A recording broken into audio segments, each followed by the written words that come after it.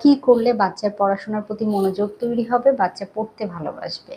আজকে এই বিষয়টি নিয়ে কথা বলবো। বেশিরভাগ ক্ষেত্রে বাচ্চা পেশেন্টদেরকে যখন বাবা মা নিয়ে আসেন, তখন তাদের বিভিন্ন কমপ্লেনের মধ্যে এই কমন কমপ্লেনটা কিন্তু থাকে যে মানে বাচ্চা পড়তে চায় না, না মারলে তো সে পড়ে না, প্রত্যেক দিন মেরে মেরে পড়াতে হয়।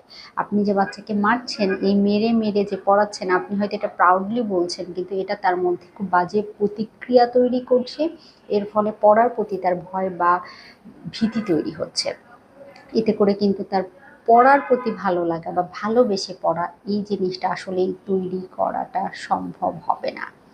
আমি বেশ কিছু পয়েন্ট বলবো, এই পয়েন্টগুলো মেনে চলার চেষ্টা করবেন। যখন বাচ্চা ছোট পড়াশোনা শিখছে, নতুন বাবা মায়েরা যারা আছেন তারা অবশ্যই ভিডিওটি দেখবেন, কারণ আশা করি এই পয়েন্টগুলো যদি ছোটবেলা থেকে অভ্যাস করেন তাহলে বাচ্চার পড়াশোনার প্রতি ভালোবাসা তৈরি হবে, নিজে নিজেই পড়তে যাবে। প্রথম পয়েন্টটি হচ্ছে, একটি নির্দিষ্ট সময় বাচ্চাকে পড়াতে বসাতে হবে।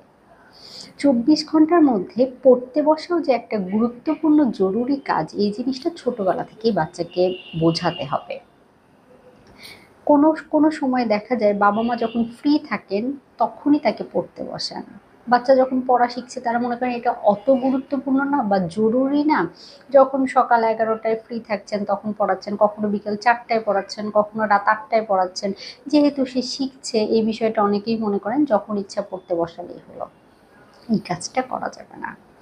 পড়াশোনা এমন একটা অভ্যাস হিসাবে তার সামনে প্রেজেন্ট করতে হবে যেটা 24 ঘন্টা একটা নির্দিষ্ট সময় করতেই হবে।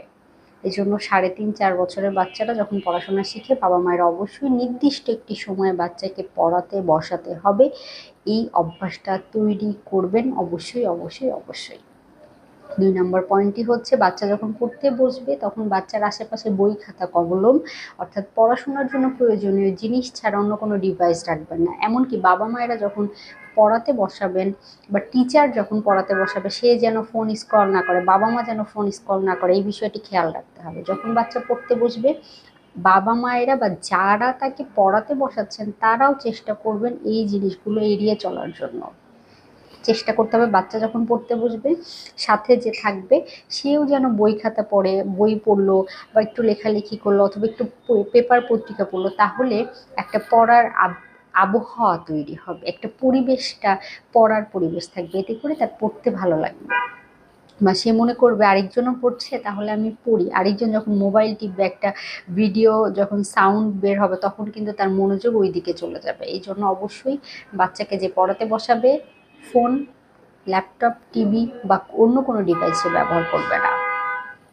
3 নম্বর পয়েন্টে অনেক সময় দেখা যায় যে আমরা মেনে চলি না, কারণ বেশিরভাগ ক্ষেত্রে আমরা মনে করে থাকি যে এই পয়েন্টটি হয়তো বাচ্চাদের ক্ষেত্রে মেনে চলার কোনো প্রয়োজন নেই। পড়তে বসেছে মানে পড়তে বসেছে, 3-4 ঘন্টা একটানা তাকে পড়তে বসাই রাখি, বা এটা মুখস্থ করে এটাও সব পড়া একবারে কমপ্লিট করে উঠবা, এটা খুবই কমন একটা কথা। এই কাজটা করা যাবে না। আপনি নিজেই চিন্তা করেন না, একটানা যে কোনো কাজ 2 ঘন্টার বেশি করতে আপনারও ভালো লাগে না, তাহলে বাচ্চারা তো আরো অস্থির হয়। তার একই কাজ দীর্ঘ সময় সে হয়তো ভয়ে করছে, কিন্তু ভালোবাসা থেকে বা তার ওই কাজের প্রতি কোনো আগ্রহ থেকে সে করছে না। তাই অবশ্যই বাচ্চা 40-45 মিনিট বা 1 ঘন্টা পার হলে যেন একটা ছোট্ট বিরতি পায়, সেই বিষয়টা খেয়াল রাখতে হবে।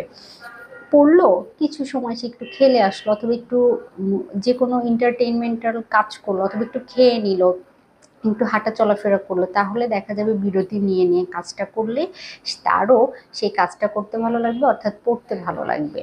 এই টিপসগুলো মেনে চলার পাশাপাশি অবশ্যই বাসায় একটা ভালো পড়াশোনার পরিবেশ তৈরি করার চেষ্টা করতে হবে। পড়াশোনার গুরুত্বটা বাচ্চাকে ছোটবেলা থেকেই বোঝানোর চেষ্টা করতে হবে, বলতে হবে, বাবা মায়েরও চেষ্টা করতে হবে তার সামনে পড়াশোনা করার জন্য বা পড়াশোনা গুরুত্বটা কি সেটা নিয়ে আলোচনা করার জন্য। তাহলেই দেখা যাবে যে বাচ্চার পড়াশোনার প্রতি আগ্রহ তৈরি হবে, সে নিজে নিজেই পড়তে চাইবে বা নিজে নিজে পড়ার অভ্যাসটা তার মধ্যে তৈরি হবে।